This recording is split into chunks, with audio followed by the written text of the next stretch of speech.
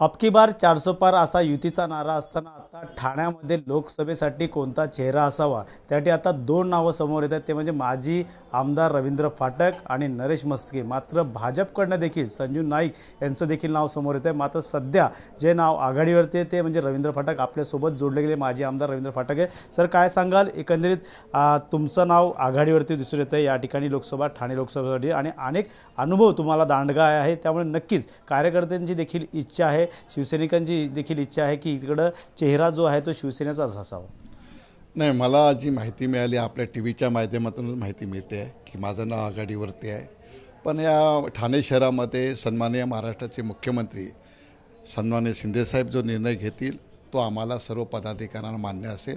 जो उमेदवार असेल त्या उमेदवाराला आपल्याला निवडून आणण्यासाठी प्रयत्न आपण सर्व लोक करतो आहे, त्याच्यासाठी हे कार्यक्रम आयोजित केलेले आहेत। नक्कीच तुम्ही अगोदर देखील लढाई केली होती, कणकोली असेल, त्यानंतर ठाण्यातील असेल विधान परिषद, वसंत डावखरे अशा व्यक्तीला तुम्ही पाडून जे आहे ते विधान परिषदेवर गेले होते, त्यामुळे हा अनुभव तुमचा मोठा मानला जातो। त्यामुळे एकंदरीत तुम्ही काँग्रेसमधून डायरेक्ट सेनेमध्ये देखील आले होते, त्यामुळे मोठा अनुभव तुमच्याकडे आहे। नाही, राजकारणात मला वाटतं धर्मवीर आनंदीके साहेबांपासून आम्ही राजकारणात आलो, त्यांच्यामुळेच राजकारणात आलो। 25 वर्ष आम्ही राजकारणात आहे। मी 5 वेळा नगरसेवक झालो, आमदार झालो, सगळ्या दृष्टीकोनाने काम करत असताना हा अनुभव आहे।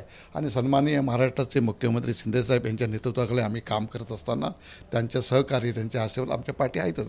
आणि त्यांच्या माध्यमातून मी ठाणे शहर असेल, पालघर असेल, मीरा भाईंदर असेल, नवी मुंबई इथे काम करतोच आहे। आणि त्या कामाच्या माध्यमातून मी 6 वर्ष आमदार म्हणून या ठाणे असेल, पालघर असेल या विधानसभेत मी काम करतोच आहे। त्या माध्यमातून काम करत असताना मला अनुभव असल्यामुळे कार्यकर्त्यांच्या भेटीगाठी होत असतात। नक्कीच आज अमित शहा दौऱ्यावरती महाराष्ट्राच्या आणि आज वर्षावर देखील बैठक आहे, त्यामुळे लोकसभेचा फॉर्म्युला ठरणार आहे। खास करून ठाण्याच्या जागेवर देखील शिक्कामोर्तब होण्याची चिन्ह आहे, त्यामुळे तुमचं देखील त्या ठिकाणी उपस्थित या तिकडनं देखील काय फोन आला आहे का? नाही, बघा, ठाण्याची सीट ही शिवसेनेची आहे, शिवसेनेच्या पदाधिकाऱ्यांची मागणी आहे आणि ती मागणी आम्ही सन्माननीय महाराष्ट्राचे मुख्यमंत्री आहेत एकनाथ शिंदे यांच्याकडे मांडलेली आहे। त्यांच्या माध्यमातून जो शिंदेसाहेब जो निर्णय घेतील किंवा देवेंद्रजी जो निर्णय घेतील किंवा अजित पवार साहेब जो निर्णय घेतील तो आमच्या सर्व पदाधिकाऱ्यांना मान्य आहे।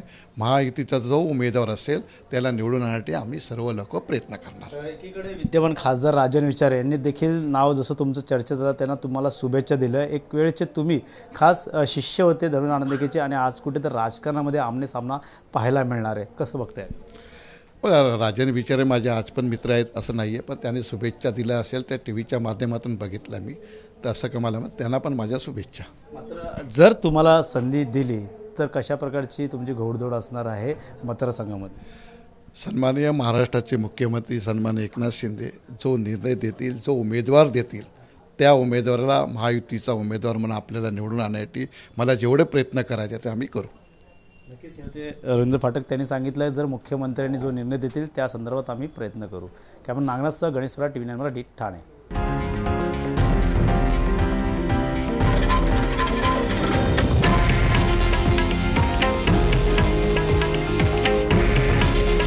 हे आहे देशातील नंबर 1 न्यूज नेटवर्क आणि आपण पाहत आहात TV9 मराठी। काळजी तुमची, हित महाराष्ट्राचं।